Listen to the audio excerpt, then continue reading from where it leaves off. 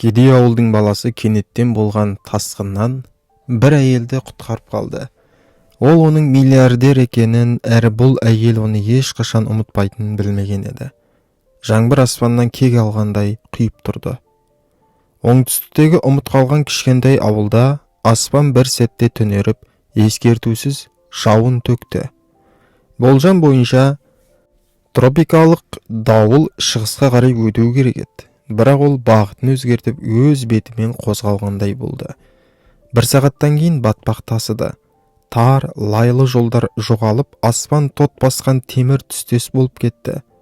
Ермек көршісінің шатырын жөндеп болған сәтте бір дауыс естілді. Тұманды тіліп өтетін өткір, үмітсіз жан айқайы: "Көмектесіңіздер, мен жүзуді білмеймін." Ол сілейіп тұрып қалды. Жаңбыр иығына соғылып, етігіне лай жабысып жатты. Бірақ миы түк ойламай тұрып, аяқтары жүгіріп кеткен еді. Ол төмен қарай бұралаңдаған жолмен ескі ағаш көпірге қарай ұмтылды. Көпірдің тіреуін су шайып бара жатты. Қатты жаңбыр мен үрей арасынан әйелді байқады. Қара жол талғамайтын көлік жартылай суға батып, көпірдің шетіне қыстырылып тұр. Фаралары әлсіз жыпылықтап су астында кетіп бара жатты. Ішінде әйел терезені жұдырықтап ұрып жатыр. Ермек су болған күртесін шешіп көпір қоршауына шықты да көліктің үстіне секірді. Ағыс көлікті ойыншықтай шайқалтып тұр. Ол белдігіне байланған темір сындырықпен терезені 3 рет соғып сындырып жіберді. Әйнек сынып қара суға шашылды. Әйелдің дауысы бәсеңдей түсті. Ол тұншығып жылап тұрды. "Мен дем ала алмаймын, өтінемін." Ермек қолын созып қауіпсіздік белдігін кесіп жіберді. "Мен сені құтқарамын," деді ол, көзінен көз алмай. "Маған қара, біз бірге шығамыз." Әйел суға малшынып дірілдеп сөйлей алмайтындай болды. "Мен жүзе алмаймын." "Ештеңе етпейді, ұстап тұр." Ол әйелді терезеден шығарып алды. Артқы дөңгелектер көтеріліп, көлік суға батып бара жатты. "Қазір," деп айқайлады Ермек, оның қолын иығына асып. "Кеттік, жүрдік." Судың екпіні қатты еді. Ермек аяғымен суды кешіп, ағысқа қарсы күресті. Айналада бұтақтар, пластик бөтелкелер, баланың 3 дөңгелекті велосипеді жүзіп жүр. Әйел Ермектен айырылып қалмауға тырысты. "Ұстап тұр," деп айқайлады ол. "Мен сені жібермеймін." Әйелдің саусақтары оның қолын қатты қысып алған. Ермек оны сүйреп ескі тозған қоймаға әрең жетті. Ол ішке кіргізіп есікті тот басқан арбамен тіреп қойды. Екеуі де демігіп ағаш еденге құлады. Су балтырларына дейін келіп тұр. Ермек бұрыштан брезент алып, әйелді орап қойды. Әйелдің көзі бұлдырап не болғанын түсіне алмай тұрды. "Біз қайдамыз?" деп сұрады ол әлсін. "Құрғақ жерде," деді Ермек. "Солда жетеді қазір." Қараңғыда әйелдің беті көрінбеді. Тек иек сызығы мен тынысы қатты шығып тұрғаны байқалды. Ермек маңдайын ұстап тұрды. Ыстық. Шок басталған еді. Рюкзактан жедел көрпе, батончик пен су шығарды. "Мынаны іш, күш жина." Әйел отырмақ болып еді, денесі тыңдамай қалды. Ермек оны сүйеп отырғызды. "Бүгін ешкімге батыр болудың қажеті жоқ. Тірі қалсақ, сол батырлық."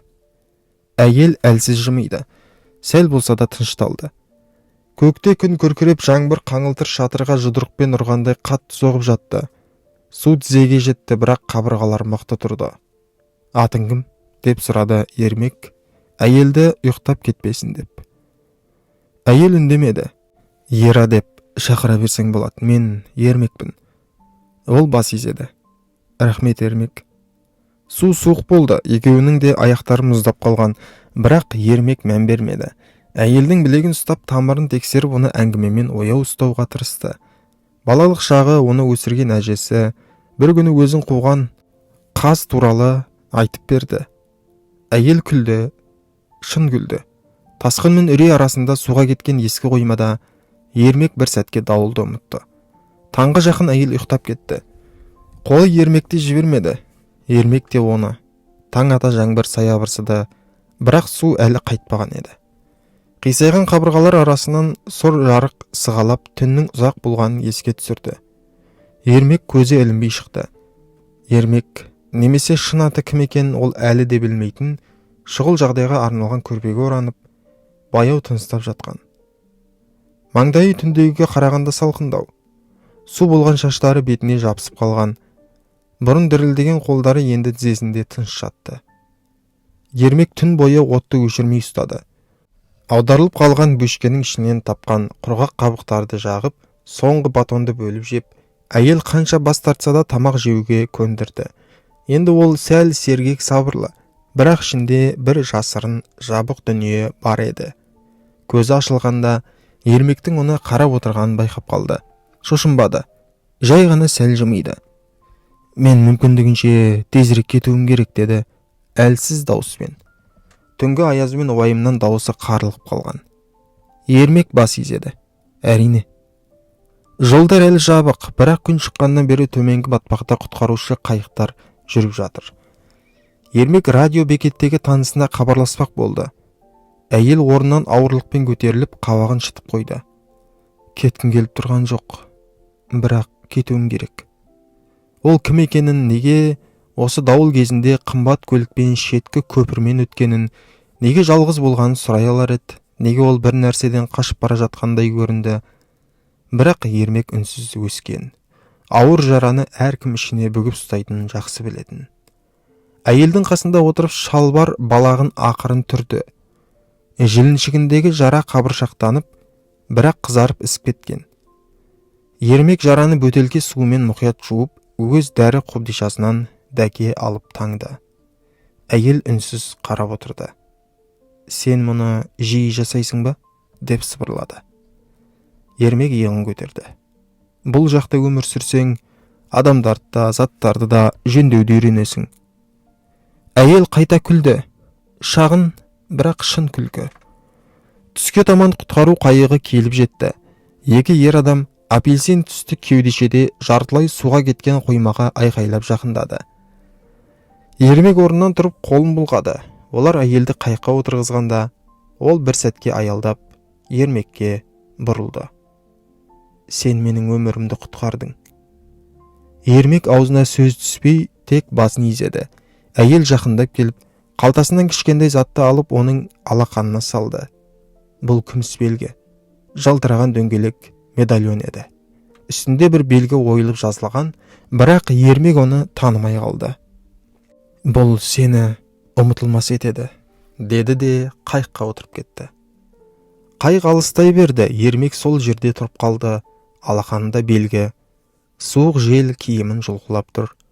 Ол әлде әйелдің шын атын білмейтін. Әйел артына бір ретте қарамады. Бұл Ермекке күтпеген жерден ауыр тиді. Арада 2 жыл өтті. Ауыл құрғады, жолдар жөнделді. Ал Ермек бір кезде бейтаныс әйелді құтқарған ескі қойма жайлы әңгімені тек шалдар сыбырлап айтатын. Бірақ Ермек үшін ол түн ешқашан ұмытылған емес. Ол әлі сол үйде өмір сүріп жатыр. Қазір оның әжесі төсекке таңылған. 3-ші инсульттан кейін ол толық Ермекке тәуелді. Жуындыру, тамақтандыру, сөйлесу. Ермек көршілерге су жылытқышпен су сорғыларын жөндеп, аз ақша тауып, тек дәрі-дәрмекпен азыққа ғана жеткізетін. Ол су тасқыны түні туралы ешкімге айтқан емес, өйткені бұл ауыр естелік болғандықтан емес. Себебі адамдар сенбейтін. Бір түнде келген бір бейтаныс жан қалай жүрегінде бір нәрсе отырғызып кетуі мүмкін. Бір дүйсенбі күні ауыл кітапханасы біраз тыныш жөндеуден кейін қайта ашылды. Ескі иісінен көне қағаз аңқып тұратын шағын бір қабатты ғимарат еді. Бірақ бұл жолы бірдеңе басқаша болатын.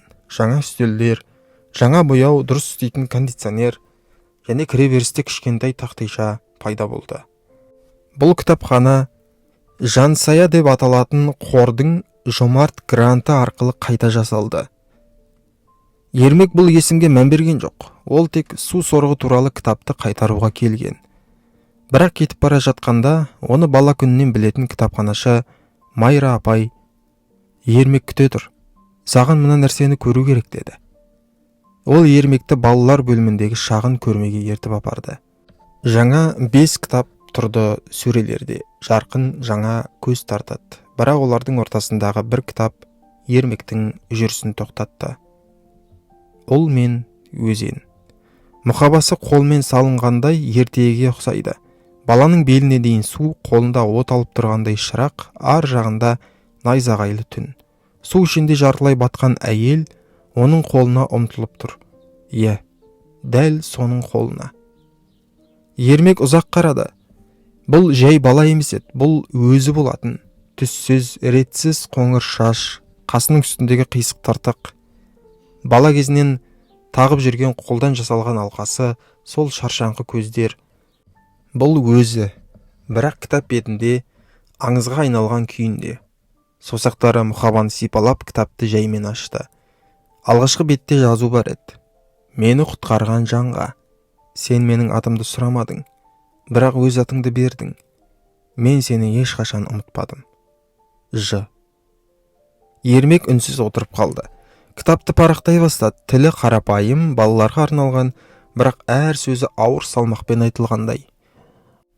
Ол әйелдің дауыл кезінде тым алысқа, тым тез кеткені жайлы, өзеннен оны бір ауыл баласының алып шыққаны, түнде еш сұрақ қоймай тек тірі қалуын ойлағаны туралы болатын. Соңғы беттерде әйелдің оны іздегені айтылған. Қалалар мен ауылдарды аралап адамдардан сұрағаны, күнделіктерді жазып, есінде қалған бейнесін суретке түсіргені, бірақ таппағаны. Содан кейін бұл әңгімені жазып, әлемге жолдағаны жазылыпты. Ермек кітапты жапты.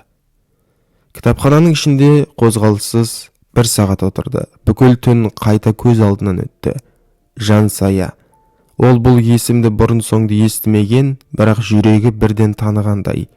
Ол қалай қарағаны, сен менің өмірімді сақтап қалдың дегендегі үні, қолына күміс белгі қалдырған сәт, бәрі оралды. Ермек әмиянынан сол белгіні алып шықты. Әлі де сақтап жүрген. Жылтыр дөңгелек, үстінде толқын мен жұлдыз ойылған. Енді бұл жай естелік емес еді, бұл байланыс. Ол орнынан тұрды. Кітапты қолына алып, Майра ханымнан сұрады.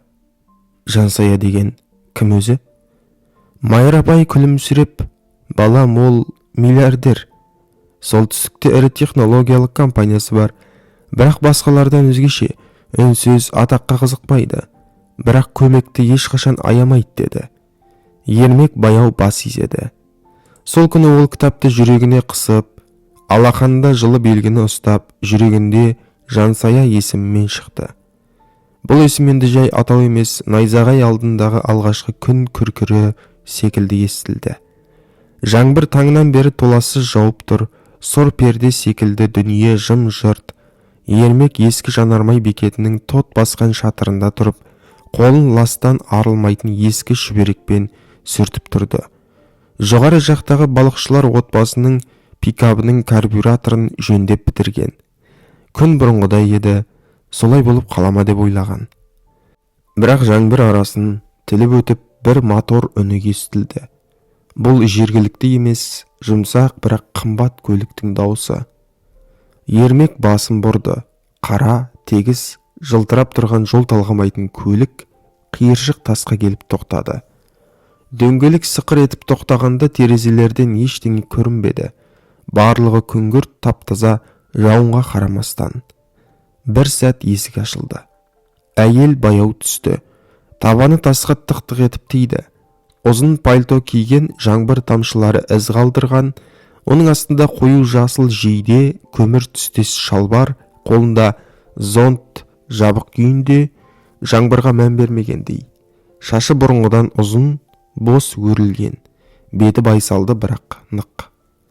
Ол Ермекке кеше ғана көргендей қарады, жүрек соғысы арасындағы үнсіздікте. Бұл шынымен сен бе? Деді. Ермек орнынан қозғалмады, шүберек жерге түсті. Әйелдің ернінде жұмсақ күлкі пайда болды. Толық атым Жансая Сабырқызы. Ермек көзін жыпылықтатты. Бұл есім енді басқаша естілді. Енді ол тек кітаптағы жазу емес, ол енді түндегі бейтаныс әйел емес, ол Жансая Сабырқызы. Техноөнеркәсіп магнаты, қайырымдылық қорының иесі, кітапханалар мен клиникалардың табличкаларында аты жазулы тұлға және оның жүрегіндегі әлі сақталған кітаптың басты кейіпкері. Ол қайта оралды. «Сен мені есіңде сақтайды деп ойламап едім», деді ол жұмсақ үнмен. «Қалайша ұмытайын», деп сыбырлады Ермек. Олар жауын астында үнсіз ұзақ тұрды. Ермек ақыры автосервис ішіндегі орындыққа ишара етті. Екеуі де бетпе-бет емес, жанама отырып еді. «Мен сені табамын деп сенімді болмадым», деді Жансая. «Менде сенің атыңда нөміріңде болмады. Тек жүзіңмен санада бытырап жатқан бірнеше сағаттық естелік. Оларды қайта жинауға айларым кетті». Ермек үнсіз қарап отырды. «Неге дәл қазір?» «Себебі маған сенің көмегің керек. Және мен сені ешқашан ұмытқан жоқпын», деді ол терең дем алып. Ермек жанарын тайдырды. Жаңбыр асфальтта би билеп жатқандай секіріп тұр. «Мен жаңа жобаны бастап жатырмын», деді Жансая. «Су тасқыны қаупі жоғары аймақтарда жергілікті қауымдастық басқаратын тұрақтылық орталықтары, білім, жабдықтар, технология, инфрақұрылым, бәрі адамдармен бірге. Олар үшін ғана емес». Ол бір сәтке үнсіз қалды. «Мен сенің осында орталықты басқаруға көмектескеніңді, кейін басқа қаладағы жобаны бастап кеткеніңді қалаймын. Сен дизайнерлер тобында боласың. Сен бұл жерде қалай өмір сүру керек екенін кез келген мамандардан артық білесің». Ермек басын шайқады. «Мен маман емеспін. Тек су сорғыларын жөндеймін, май ауыстырамын. Бітті». «Сен мені құтқардың, Ермек. Сенен бір түнде үйренгенімді ғылым докторлары жылдар бойы түсіндіре алмады». Ермектің иегі қатайып кетті. «Мен осы жерге тиесілімін. Бұл менің өмірім. Мен сені бұл жерден кет деп тұрған жоқпын», деді ол жай ғана. «Мен сені осы жерді ешкім ұмытпайтындай етуді сұрап тұрмын». Ермек оның көзіне қарады. Онда жарнама үшін жасанды жылтырақ емес, шынайы алау дірілдеген сенім бар еді. Бұл тек көмек емес, одан да үлкен нәрсе жайлы үндеу болатын. «Мен сені кеткен шығар деп ойладым», деді ол. «Сол түні сені алып кеткеннен кейін күттім. Есіміңді іздедім, ештеңе таппадым. Тек жоғалып кеттің». Жансая иығын түсірді. «Мен ауруханада 2 күннен кейін ояндым. Басым жараланған, суға тұншығып қала жаздаппын. Даусың, қолың есімде қалды. Бірақ қалғанның бәрі бұлдыр еді. Қайда болғанымды да білмедім». Ол қолына қарады. «Жолды тапқанымда қорықтым. Сен мен ойлағандай болмай шығасың ба деп. Немесе керісінше дәл сондайсың. Бірақ мен сені табуға лайық емеспін бе деп». Ермектің кеудесінде бір түйін қозғалды. 2 жыл бұрын байланған сол түйін босай бастады. «Сенің кітабыңды оқыдым», деді ол. Жансая ұялып күлді. «Бұл сені табудың жалғыз жолы болды». Үнсіздік орнады. Сосын Ермек: «Сен мен күткендей емессің». Жансая бұрылып жұмсақ көзқараспен қарады. «Сенде». Жел тағы бір ұйтқып соқты. Оның пальтосын желбіретіп өтті. «Мен ұсынысың туралы ойланамын», деді Ермек. «Бірақ уәде бере алмаймын». «Маған уәде керек емес», деді Жансая. Сосын сәл кідіріп пальтосының қалтасынан бір зат шығарды. Күміс жетон. Сол бұрынғысы. «Мен тағы біреуін таптым. Бірақ ең алғашқысын саған бергенімді ешкімге бұйырған жоқ. Ол сен үшін еді». Ермек жетонға, сосын оған қарады. 2 жылдан бері алғаш рет қайда болу керек екенін білмей қалды. Бірақ бір нәрсені анық білді. Оны таныды. Ішіндегі үнсіз ауырлық қозғала бастады. Ермек ешқашан қала өзін суық сезіндіреді деп ойламапты. Бұл ауа райы емес. Жаңа қалада әлі де ылғал, жаңбырлы, бірақ биік әйнектер мен болат қабырғалар, лифттердің үні, басшылар кеңселеріндегі тым-тыныш үн, осының бәрі басқа еді. Ол Жансая өтінген соң келді, бірақ сенген соң қалды. Бірнеше апта бойы ол оның тобымен бірге су тасқынына қарсы тұрақтылықты күшейту жобасында жұмыс істеді. Қауіптегі қауымдастықтарға арналған. Оның жер, ауа райы және ауыл өмірі туралы білімі таптырмас еді. Кеш батқан. Қызметкерлердің көбі үйге кеткен, Ермек кеңседе қалды. Олар салмақшы орталықтардың бюджеті туралы есептерді қарап отырғанда, Жансая Сабырқызы қорының мөрі бар бір папкадан бір құжат сырғып түсті. Қате тігілген құжат. Су тасқынынан қорғайтын бөгет туралы есеп. Оқиға туралы қорытынды баяндама, дауыл кезінде құрылымның бұзылуы, қайтыс болғандар 3, 42 отбасы көшірілген. Себеп сапасыз құрылыс. Ермек сілейіп қалды. Ол бұл ауылды білетін. Өткен жылғы тасқыннан кейін лай балшықтың арасымен жүріп, бір баланы белінен су кешіп алып шыққан еді. Енді сол қайғылы оқиға жайлы есептің жоғарғы жағында Жансаяның аты жазулы тұрды. Қолы дірілдеді. Келесі күні таңертең Ермек Жансаяның кеңсесінде кірді, құжатты жұдырықтап ұстаған күйі. «Бұл шын ба?» деді ол. Жансая ноутбукке үңіліп отыр еді. Қарапайым түрімен қарап, құжатты көрген сәтте жүзі өзгерді. Ол парақты оқып шықты. Залал туралы есепке көз жүгіртті де қатып қалды. «Мен мұны ешқашан көрмедім» деп сыбырлады. «Бұл менің тексеруімнен өтпеген». Ермек көз алмай қарады. «Онда сенің қорыңның мөрі тұр». «Білем, бірақ бұл мен емес». Сол күні кешке ол қайта келді. Беті қатулы, ішкі файлдарды ақтарған. Бөгет жобасын оның бұрынғы серіктесі, қордың атқарушы директоры Дәулет мырза бекітіп жедел іске қосқан екен. Ол бірнеше тексерісті айналып өтіп, құжаттарды қолдан жасаған. Жансая ештеңе білмеген. Ол орындыққа отырды, көзі алайып кеткен. «Мен оған сендім». Ермек ұзақ үнсіз отырды. Ақыры, «Егер білмеген болсаң, бұл саған бәрібір болған білдіреді» деді, сыбырлай, ашулы. Жансаяның көзі шарасынан шықты. «Олай деуге дәтің бармасын. Сен қаржыландырған бөгет адамдардың өмірін жалмады, Жансая». «Мен білмедім». «Мәселе сонда, сен білмедің. Бірақ адамдар қаза тапты. Сен маған бәрібір емес дейсің. Бірақ қайда болдың?» «Мен бүкіл өмірімді бір нәрсені дәлелдеумен өткізіп келем. Бұл қорды жоқ жерден тұрғыздым. Маған ешқашан сенім болмаған әлемде», деп айқайлай бастады ол. «Менің жүрегімді жоққа шығарушы болма». Ермек басын шайқады. Көзіндегі ауырлық оттай жанды. «Маңызды адам болу үшін биік мұнара тұрғызудың қажет жоқ, Жансая. Тек осында қалсаң болғаны». «Бірақ сен қалмадың», деді де орнынан тұрды. Оның сөзі Жансаяны сұлатып түскендей болды. Артқа шегініп, қабырғаға сүйеніп қалды. Бұдан кейін екеуі де үндемеді. Сол түні Ермек өз заттарын жинады. Жансая жалға алып берген пәтерден кетті. Жобаны кеңселерде әлі аяқталмаған сызбаларды тастап шықты. Ас үй үстеліне бір ғана қағаз қалдырды. Қарапайым қарындашпен жазылған. «Мен сенім жоғалған адаммен ештеңе тұрғыза алмаймын. Кешір». Ол такси шақырып вокзалға беттеді. Жаңбыр терезеге ұрғылап тұрды. Қала сұр тұманға жұтылып бара жатты. Ал Жансая бос пәтерінің дәлізінде тұрып, әлгі жазбаны қайта-қайта оқи берді. Көп жылдан бері тұңғыш рет айтатын сөзі жоқ еді. Тек үнсіздік пен жүрегінің үнсіз сынығы. Жаңбыр ауылға қайта келді. Бірақ бұл жолы дауыл емес, әлди ән секілді, сабырлы. Ермек әжесінің үйі жанындағы шеберханада ескі орындықты өңдеп, сүргімен тегістеп жатты.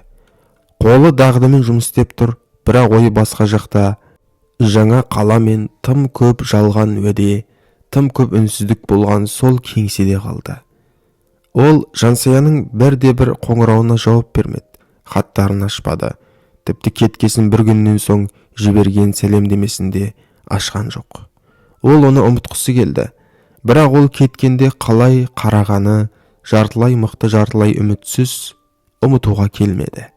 Және өз жүрегі сол сәтте сынып кеткенінде. Бір күні түсте ол көлікті көрді. Сол бұрынғы қара жол талғамайтын көлік. Терезелері қараңғы, корпусы жылтыр, бірақ бұл жолы Жансая сыртқа шықпады. Ол жай ғана сәлемдеме тастап кетті. Есікті қақпады, күтпеді, жай ғана тастады да лайлы жолмен кете барды. Енді ештеңені мәжбүрлемейтіндей. Ермек көлеңкеден қарап тұрды. Бару керек пе, артынан жүру керек пе білмеді. Бірақ орнынан қозғалмады. Сәлемдеме ішінде тері мұқабалы қалың дәптер бар еді. Бұрыштары ескірген, ішіндегі жазу таныс қолтаңба, таза сұлу, бірақ ашық нәзік. Беттен бетке Жансая бәрін жазып шыққан, жай сөз емес, жан дүниесін төккен. Алғашқы жазба тасқыннан кейін 3 апта өткен. Мен бәрін анық есіме түсіре алмаймын, бірақ оның дауысын ұмытпаймын. Әлем шайқалып тұрғанда оның үні нық еді. Суреттер қарапайым бала сияқты сызылған, қойма, Ермектің жүзі, оның қолына қалдырған күміс медальон. Жазбалар оның ұзақ іздеуін, адасқан жолдарын, көз жасын көрсетіп тұр. Ешкім көрмеген сәттер. Ол жылап отырған өзі де байқамай қалды. Жазулар тарай бастады. Көз жас пен сия араласып, әріптер бір-біріне сіңіп кетті. Жылдар бойы Ермек өзін тастап кеткені үшін өзін кінәлі сезінді. Келесі таңертең Ермек ауыл шетіне барды. Ол жерде батпақ жолмен түйісіп жататын.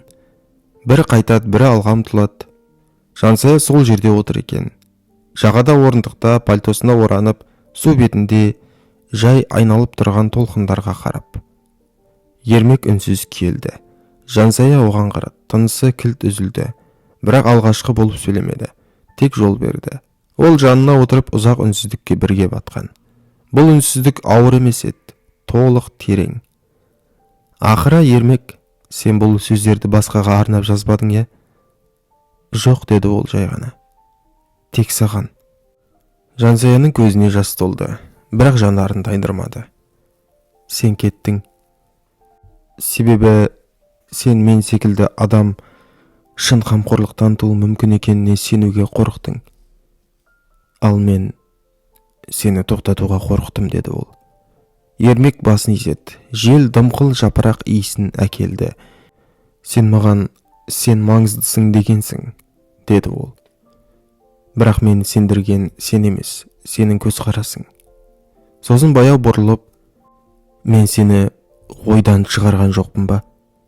Осы сұрақты 2 жыл бойы мен өзіме қойып келдім. 8 айдан кейін ауыл шетінде су тасқынына қарсы орталық бой көтерді. Үлкен емес. Бұқаралы ақпарат құралдарының шулауы да жоқ. Тек ақ қабырғалар, мықты терезе жапқыштары мен күнге шағылысқан ашық көк шатыр. Ішінде кітап сөрелері, карталар мен алғашқы көмек қобдишасы бар сыныптар. Дәріханалық емхана, арқан, құтқару кеудешелері мен етіктер ілінген шағын шеберхана. Бұл ғимарат кірпіштен емес, термен, жанмен тұрғызылды. Кезінде ұмтылған адамдардың қолымен салынды. Ашылу салтанатында Ермек саты басында тұрды. Қарапайым көйлек, бояу дағы бар етік. Балалар сахна алдына отыра қалып, қолдан жасалған плакаттар көтеріп отырды. Қарттар орындықта көз жасын сүртіп жатты. Жансая артында жай ғана қолын оның арқасына қойып тұрды. Ермек терең тыныстап алға шықты. Мен ешқашан сөз сөйлеп көрмегенмін. Қазір де бастағым келіп тұрған жоқ, деп күліп бастады. Халық ду күлді. Бір күні мен оны су тасқынынан құтқардым, деді ол, Жансаяға қарап. Бірақ шын мәнінде ол мені құтқарды. Өз күмәнімде батып кетуден, кішкентай адамдардың арманында кішкентай болады деген сенімнен. Ол бұрылып оған жымиды. Мен ол кім екенін білмедім. Тек оны құтқару керек екенін білдім. Сөйтсем өзімді де құтқару керек екен. Қол шапалақ естілді. Жансая сахнаға шықты. Микрофон алмады. Қол бұлғап жымиып, рахмет, деді. Бұл жеткілікті еді. Ол енді қол жетпес директор емес, енді жай ғана Жансая. Кешке орындықтар жиналып, торт таусылғанда Ермек пен Жансая баяғы көпірге келді. Бәрі осы жерден басталған. Күн батып су беті алтын түске боялды. Жансая көпір сүйеншіне тіреліп өз бейнесіне қарады. Сол сәтте Ермек қалтасынан кішкентай қорапша шығарды. Ішінде алтында емес, күмісте емес, өз қолымен жылтыраған жасаған кәріп тас түсті. Батпақта кедірден ойылған сақина бар еді. Ішінде кішкентай ғана сөз ойылып жазылған. қал. Бұл мінсіздіктің белгісі емес, деді Ермек. Бұл дауылды бірге өткергеніміздің естелігі. Жансая оған қарады. Көздері терең әрі жарқырап тұрды. Ол ештеңе айтпады, жай ғана қолын созды. Ермек Сақинаны оның саусағына салды. Олар солай қол ұстасып ескі көпірге сүйеніп тұрды. Аспан қызғылттан көкшілге ауысып жатты. Олардың артында орталық ауласынан балалардың күлкісі естілді. «Ұста мені» деген дауыстар жылы ауада қалқып жүрді. Алда өзен жылтырап ағып жатты. Оларға музыка қажет болған жоқ. Уәде де керек емес еді. Тек сол сәт екі адам, бір махаббат және бір көпір. Екі өмірді жалғаған көпір. Бір кездері адасқан, енді табысқан.